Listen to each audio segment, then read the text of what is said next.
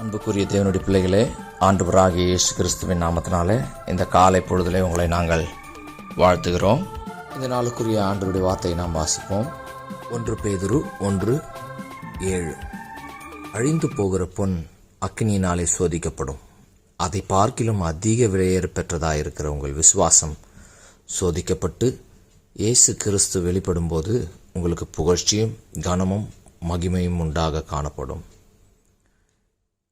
இந்த உலகத்தில் அழிந்து போகக்கூடிய பொருளாயிருக்கிற பொன்னானது அது சுத்தமாக வெளிப்படுவதற்கு தான் எடுக்கப்பட்ட மண்ணிலிருந்து அதனோடு கூட இருக்கிற மற்ற எல்லா தேவையற்ற காரியங்களும் அதை விட்டு அகற்றப்பட்டு சுத்தமான பொன்னாக ஜொலிக்கப்படுவதற்கு அது அக்கினியிலே போடப்பட்டு அப்படி சுத்தமான பொன்னாக அது வெளிவருகிறது.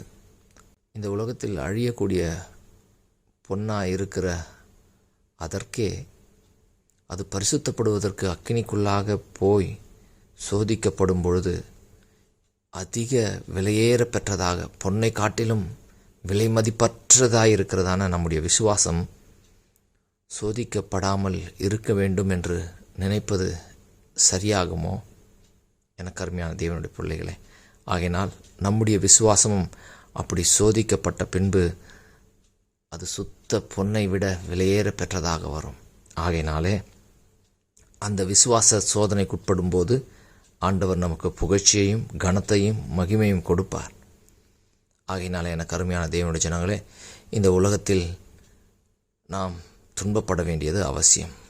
துன்பங்களின் மூலமாக, பாடுகளின் மூலமாக, சோதனைகளின் மூலமாக நாம் மகிமையையும் கனத்தையும் புகழ்ச்சியையும் அடையும்படி தேவன் சித்தமுள்ளவராயிருக்கிறார். ஆகையினாலே இந்த பாடுகளும் துன்பங்களும் நமக்கு நெடுங்காலம் அல்ல, அது சிறிது காலம் மட்டுமே.